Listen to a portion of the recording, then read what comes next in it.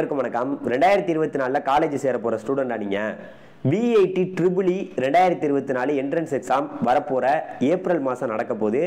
அதுக்கான ரிஜிஸ்ட்ரேஷன் வந்து ஓப்பனிங்கில் தான் இருக்குது. அதை எப்படி ரிஜிஸ்ட்ரேஷன் பண்ணுறது, VITக்குள்ளே நம்ம போகிறதுக்கு நமக்கான தகுதிகள் என்ன, எந்தெந்த சப்ஜெக்ட்லாம் படிக்கணும், எவ்வளோ பணம் கேட்பாங்க, எந்த ரேங்க்குள்ளே வரணும், இல்லை நான் ஆல்ரெடி வந்து VIT EEEக்கான எக்ஸாமுக்கு ரிஜிஸ்ட்ரேஷன் பண்ணிட்டு இருக்கேன், ஆனால் வந்து அதை எப்படி நான் படிக்கணும்னு தெரியல, இல்லை இந்த கல்லூரிக்குள்ளே எப்படியாவது போகணுங்கிற ஒரு கனவு எனக்கு இருக்குது. அதாவது வந்து பார்த்தீங்கன்னா VIT வேலூர் இல்லாட்டி VIT சென்னை, இதுக்குள்ளதான் 2024 நான் படிப்பேன், இந்த ரெண்டு கல்லூரிக்குள்ள எப்படியாவது போகணும் அப்படிங்கிற மிகப்பெரிய கனவோட நீங்க இருக்கீங்களா? உங்களுக்கான வீடியோ தான் இது. இல்ல VIT EEEனா என்னன்னே எங்களுக்கு தெரியாது, அந்த மாதிரி ஒரு எக்ஸாம் நடக்குதா அப்படியே எங்களுக்கு தெரியாது அப்படின்னு நினைச்சிட்டு இருக்கீங்களா? உங்களுக்கான வீடியோவும் கூட தான் இது. தயவு செய்து இந்த வீடியோவை கடைசி வரைக்கும் ஸ்கிப் பண்ணாம இந்த வீடியோ பாருங்க. இது வரைக்கும் நம்ம சேனல் நீங்க சப்ஸ்கிரைப் பண்ணலன்னா சப்ஸ்கிரைப் பண்ணிக்கங்க. அதாவது 12ஆம் வகுப்பு முடிச்சுட்டு நிறைய மாணவர்கள் வருஷம் VIT EEE அப்படின்னு சொல்லக்கூடிய எக்ஸாம் எழுதுறாங்க. அதே போல 2024 VIT EEEங்கிற ஒரு எக்ஸாம் வந்து பார்த்தீங்கன்னா வரக்கூடிய ஏப்ரல் மாதம் நடக்க போகுது. ஏப்ரல் மாதம் நடக்கிறதுக்கு முன்னாடியே இதுக்கான ரிஜிஸ்ட்ரேஷன் வந்து பார்த்தீங்கன்னா ஓப்பனிங்கில் தான் இருக்கு. எந்த நாள் வரைக்கும் ஓப்பனிங்கில் இருக்குன்னா மார்ச் மாதம் 30ஆம் தேதி வரைக்கும் ஓப்பனிங்கில் தான் இருக்கு. நீங்கள் சாதாரணமாக கவர்மெண்ட் ஸ்கூலில் படிச்சுட்டு இருக்க 12th மாணவராக இருந்தால் கூட, நீங்கள் இல்லாட்டி வந்து பார்த்தீங்கன்னா நல்லா CBSE சிலபஸில் படிச்சுட்டு இருக்க ஸ்டூடெண்டாக இருந்தால் கூட, நீங்கள் எல்லாருமே இந்த VIT EEE அப்படின்னு சொல்லக்கூடிய எக்ஸாமுக்கு அப்ளை பண்ணலாம். வருஷம் இந்த VIT EEE அப்படின்னு சொல்லக்கூடிய எக்ஸாமுக்கு கிட்டத்தட்ட 3 லட்சம் பேர் வந்து பார்த்தீங்கன்னா அப்ளை பண்ணுறாங்க. போன வருஷம் 2023 மட்டுமே 3 லட்சம் பேர் எக்ஸாம் எழுதியிருக்காங்க. சரி, ஓகே, இதில் நம்ம ரிஜிஸ்டர் பண்ணிட்டோம். ரிஜிஸ்டர் பண்ணுறதெல்லாம் எப்படின்னு கேட்டிங்கன்னா, நீங்கள் வந்து வெப்சைட்லேயே பண்ணலாம். தனிப்பட்ட முறையில் நீங்கள் வந்து உங்களுக்கு பக்கத்தில் இருக்கக்கூடிய நெட் சென்டர்லலாம் போய் பண்ணிக்கோங்க. இதுக்கான எல்லாமே நீங்கள் ரிஜிஸ்டர் பண்ணால் தான் இதில் நீங்கள் எக்ஸாம் எழுத முடியும். அது மட்டும் இல்லாமல் நல்லா புரிஞ்சுக்குங்க, VIT வேலூர் அது மட்டும் இல்லாமல் எத்தனை இன்ஸ்டிடியூஷன் இருக்குன்னே உங்களுக்கு தெரியாது. இந்த எக்ஸாம் எதுக்குங்க எழுதணும்? VIT EEEன்னு ஒரு எக்ஸாம் எழுதுனா எந்தெந்த கல்லூரிக்குள்ளெல்லாம் போகணும்னு உங்களுக்கு தெரியணும்ல, அதை நான் உங்கள்கிட்ட சொல்லிடுறேன். அதாவது வந்து பார்த்தீங்கன்னா VITங்கிறது வந்து பார்த்தீங்கன்னா இன்னைக்கு இந்தியாலேயே வந்து பார்த்தீங்கன்னா அந்த கல்லூரிக்குள்ளே போகிறதுக்கு தான் இந்தியா முழுக்கவே பெரிய போராட்டமே நடக்குது.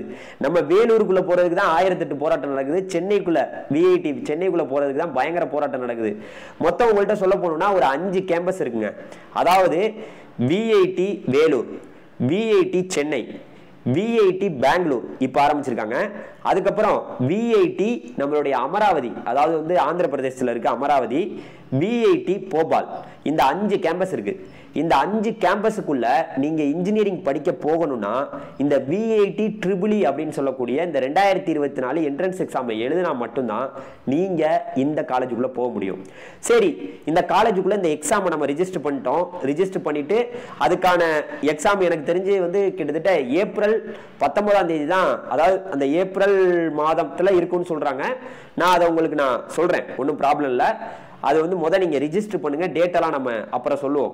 எக்ஸாம் டேட் வந்து கிட்டத்தட்ட ஏப்ரல் மாதத்தில் அந்த 19ஆம் தேதிக்குள்ள, அப்படியே அந்த 19, 15ஆம் தேதியிலிருந்து 20ஆம் தேதி 25ஆம் தேதிக்குள்ள தான் இருக்கும் இந்த VITயோட EEE என்ட்ரன்ஸ் எக்ஸாம். ஒரே எக்ஸாம் தான். ஒரே எக்ஸாம்னா எந்த மாதிரியான கொஸ்டின்ஸ் இருக்குன்னு உங்களுக்கு தெரியணும், அதை நான் சொல்லிடுறேன். அதாவது வந்து பார்த்தீங்கன்னா மொத்தம் 125 கொஸ்டின்ஸ் உங்களுக்கு கேட்கப்படுது. 125 கொஸ்டின்னா அதாவது பிசிக்ஸில் 35 மார்க்குக்கு கேட்குறாங்க, கெமிஸ்ட்ரியில் 35 மார்க்குக்கு கேட்குறாங்க. அதுக்கப்புறம் வந்து பார்த்தீங்கன்னா மேக்ஸு இல்லாட்டி பயாலஜி, ஒன்று மேக்ஸு இல்லாட்டி பயாலஜி, இது ரெண்டில் நீங்கள் எது வேணால் சூஸ் பண்ணிக்கலாம். மேக்ஸு சூஸ் பண்ணிக்கலாம், இல்லாட்டி நீங்கள் பயாலஜி சூஸ் பண்ணிக்கலாம். இதில் 40 மார்க்குக்கு கேட்குறாங்க.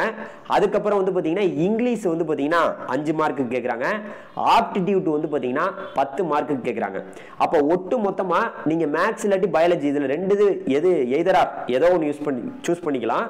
எல்லாம் சூஸ் பண்ணீங்கன்னா 125 மார்க்குக்கு வந்து பார்த்தீங்கன்னா உங்களுக்கு இந்த VIT EEE அப்படின்னு சொல்லக்கூடிய என்ட்ரன்ஸ் எக்ஸாம் நடக்குது.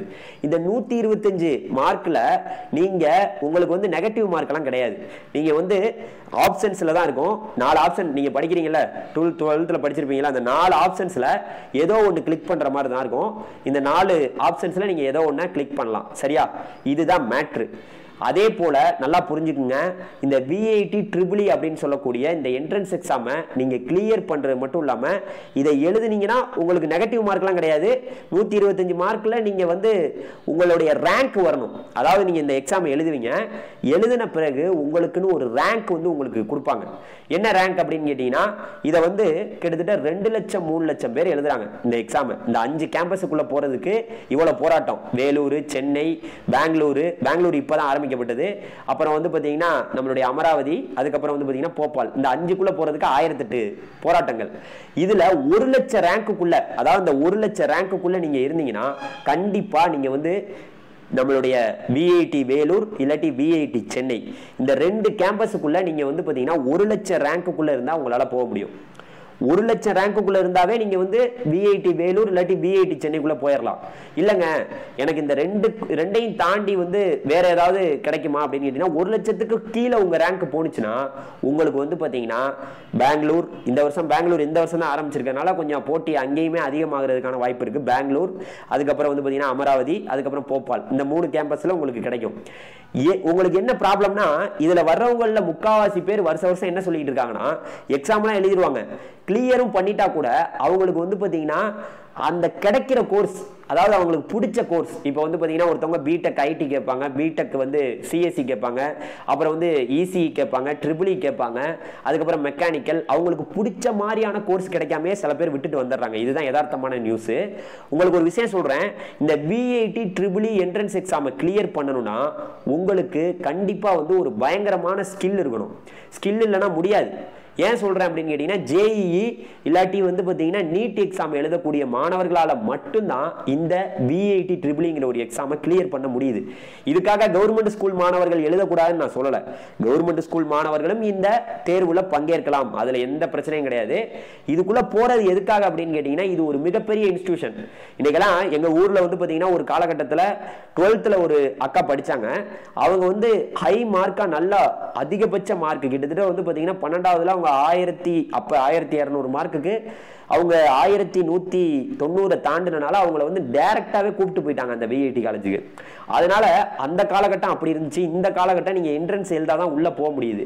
அதனால தயவு செய்து சொல்றேன் மாணவர்களே, நீங்க இந்த எக்ஸாம்ல எல்லாருமே ரெஜிஸ்டர் பண்ணுங்க. இது வரைக்கும் பண்ணலன்னா கூட உங்களுக்கு டைம் இருக்கு, மார்ச் 30ஆம் தேதி வரைக்கும் டைம் இருக்கு. இன்னொரு விஷயம் சொல்றேன், இதுல நம்ம பாஸ் பண்ணா என்னங்க நமக்கு ஃப்ரீ கிடைக்க போகுது? ஃப்ரீ கிடைக்க போகுது நமக்கு வந்து பாத்தீங்கன்னா எவ்வளவு ரேங்க்குள்ள வந்தா நமக்கு ஃப்ரீ எல்லாம் அந்த ஏதாவது ஃபீஸ்ல ஏதாவது குறைப்பாங்களா, ஃபீஸ் எவ்வளவு வரும் அப்படிங்கிற ஒரு क्वेश्चन வரும். அதை உங்களுக்கு நான் சொல்றேன். அதாவது வந்து பாத்தீங்கன்னா மொத்தம் 500 ரேங்க், ஃபர்ஸ்ட் 500 ரேங்க், இந்த 500 ரேங்க்குள்ள நீங்க வந்தீங்கன்னா உங்களுக்கு நிறைய விஷயங்கள் இருக்கு. ஃபர்ஸ்ட் வந்து பாத்தீங்கன்னா 1வது ரேங்க்ல இருந்து நீங்க வந்து 10வது ரேங்க், 1ல இருந்து 10 ரேங்க்குள்ள வந்துட்டீங்கன்னா உங்களுக்கு ஃபுல் ஃப்ரீ, ஃபுல்லாவே ஃப்ரீ. அது எந்த கேம்பஸா வேணா இருக்கட்டும், ஃபுல் ஃப்ரீ. அந்த 5 கேம்பஸ்ல எல்லாமே ஃப்ரீ. அதை தாண்டி அதுக்கப்புறம் வந்து பாத்தீங்கன்னா நீங்க வந்து 10 ரேங்க்குள்ள இருந்து 50 ரேங்க்குள்ள வந்தீங்கன்னா உங்களுக்கு வந்து பாத்தீங்கன்னா, அதாவது வந்து பாத்தீங்கன்னா 75% உங்களுக்கு ஃப்ரீ. 10 ரேங்க்குள்ள இருந்து 10 to 50க்குள்ள இருந்தீங்கன்னா 75% ஃப்ரீ. அதே போல அந்த 50 ரேங்க்ல இருந்து 100 ரேங்க்குள்ள இருந்தீங்கன்னா உங்களுக்கு வந்து பாத்தீங்கன்னா 50% ஃப்ரீ. அதாவது 50ல இருந்து 100க்குள்ள இருந்தீங்கன்னா, அந்த ரேங்க்குள்ள இருந்தீங்கன்னா உங்களுக்கு வந்து பாத்தீங்கன்னா அதாவது எவ்வளவு 50% ஃப்ரீ. அதே போல நீங்க 100ல இருந்து 500க்குள்ள இருந்தீங்கன்னா 25% ஃப்ரீ. சரியா? இதுதான் மேட்ரு. இதை தான் அவங்க சொன்னாங்க. நான் டைரக்டா விஐடி காலேஜுக்கு போன் பண்ணி கேட்டதுக்கு, என்கொயரி பண்ணதுக்கு அவங்க சொன்ன விஷயம் இதுதான். அதை நான் உங்கள்கிட்ட சொல்லிட்டேன். புரியுதா? 1ல இருந்து 10 வரைக்கும் இருந்தா ஃபுல் ஃப்ரீ, 10ல இருந்து 50 வரைக்கும் இருந்தா 75% ஃப்ரீ, 50ல இருந்து 100 வரைக்கும் இருந்தா 50% ஃப்ரீ, அதுக்கப்புறம் 100ல இருந்து 500 வரைக்கும் இருந்தா உங்களுக்கு 25% ஃப்ரீ. இதெல்லாம் வந்து பாத்தீங்கன்னா அவங்க கொடுக்கக்கூடிய ஒரு ஸ்காலர்ஷிப் மாதிரி. அதுக்கப்புறம் அந்த காலேஜ்லயும் கூட உங்களுக்கு வந்து பாத்தீங்கன்னா இதெல்லாம் பாஸ் பண்ண முடியாதுங்க, எனக்கெல்லாம் விஐடில பாஸ் ஆகுற நம்பிக்கையே கிடையாதுங்க, ஆனா இதுக்குள்ள நான் போகணுங்க அப்படின்னா என்ஆர்ஐ கோட்டான்னு ஒண்ணு இருக்கு. என்ஆர்ஐ கோட்டானா வெளிநாட்டுல ஒரு சிட்டிசனா இருப்பாங்க, ஆனா நம்ம இந்தியால தான் அவங்க இருப்பாங்க. அதாவது அவங்க வந்து அப்ப போய் அங்க செட்டில் ஆயிருப்பாங்க, அங்கேயே இருக்கும், நம்மளுடைய இந்தியால இருந்து அவங்க போயிருப்பாங்க. இந்த மாதிரி இருக்கிற இருக்கிறவங்களுக்கு ஒரு என்ஆர்ஐ கோட்டான்னு ஒரு இது கொடுக்குறாங்க. அந்த என்ஆர்ஐ கோட்டா மூலியமாகவும் நீங்க போகலாம். ஆனா அங்க வெளிநாட்டுல இருந்து உங்களுக்கு பணம் அனுப்புனா மட்டும்தான் நீங்க அதை யூஸ் பண்ணிக்க முடியும். என்ஆர்ஐ கோட்டாவை பத்தி உங்களுக்கு வேற ஏதாவது சந்தேகங்கள், அது மட்டும் இல்லாம விஐடி எக்ஸாமுக்கு ரிஜிஸ்டர் பண்றதுக்கான எது சந்தேகங்கள், இந்த விஐடில எவ்வளவு ரேங்க்குள்ள வரணும், விஐடிக்குள்ள நம்ம எப்படி போறது, விஐடில எப்படியாவது நான் படிச்சாகணுங்க, விஐடி வேலூர் இல்லாட்டி விஐடி சென்னை நான் போயே ஆகணும் அப்படிங்கிற ஒரு கனவோட நீங்க இருந்தீங்கன்னா கண்டிப்பா இந்த வீடியோவை பல பேருக்கு வந்து உங்களுடைய ஸ்டூடெண்ட்ஸ்க்கு ஷேர் பண்ணுங்க. ரிஜிஸ்ட்ரேஷன் மார்ச் 30ஆம் தேதி வரைக்கும் இருக்கு. வேற ஏதாவது டவுட் இருந்தா கமெண்ட்ல கேளுங்க. அப்படி இல்லைனாலும் கூட நீங்க எனக்கு கீழே கான்டாக்ட் பண்ணிக்கலாம். எல்லாமே இருக்கு. ஏன்னா நம்ம வருஷம் இந்த இன்ஜினியரிங் படிக்கக்கூடிய ஸ்டூடெண்ட்ஸ்க்கு பல இன்ஃபர்மேஷன்ஸை கொடுத்துட்டு இருக்கோம். நன்றி, வணக்கம். அடுத்த வீடியோக்களை சந்திக்கலாம். பாய் பாய். டிடிஜிஎஸ். தேங்க்யூ.